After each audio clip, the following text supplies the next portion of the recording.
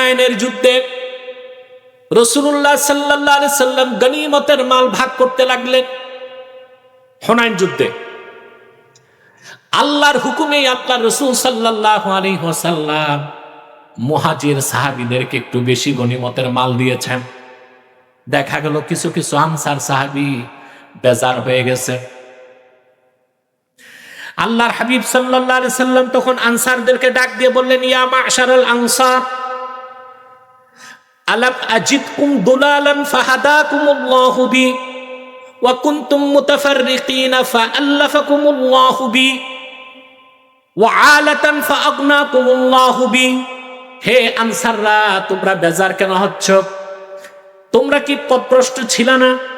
আমি কি তোমাদেরকে পথভ্রষ্ট পাই নাই? আল্লাহ তাআলা আমার মাধ্যমে তোমাদেরকে হেদায়েত দিয়ে ইসলামের নূর দান করেছেন।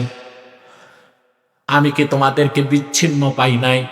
তোমাদের মধ্যে আউস এবং খাজরাজ যুদ্ধে লিপ্ত ছিল, সেই বিচ্ছিন্নতা থেকে আল্লাহ তাআলা তোমাদেরকে ঐক্যবদ্ধ করে দিয়েছেন আমার ওসিলায়। সুবহানাল্লাহ বলবেন। তোমরা ছিলে নিঃস্ব এবং অসহায়, আমার খাতিরে আল্লাহ তোমাদেরকে ধনী করে দিয়েছেন। সমস্ত আনসারগণ তখন সমস্বরে বলে উঠলেন, আল্লাহ ও তার রাসূলের এই কথায় কোনো সন্দেহ নাই।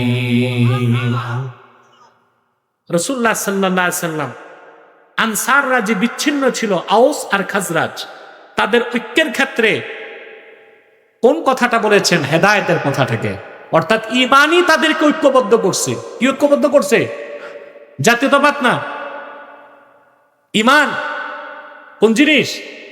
অতএব মুসলিম উম্মাহ ঐক্যবদ্ধ হতে পারে শুধুমাত্র ঈমান ও ইসলামকে কেন্দ্র করে, আল্লাহর কোরআনকে আঁকড়ে ধরার মাধ্যমে।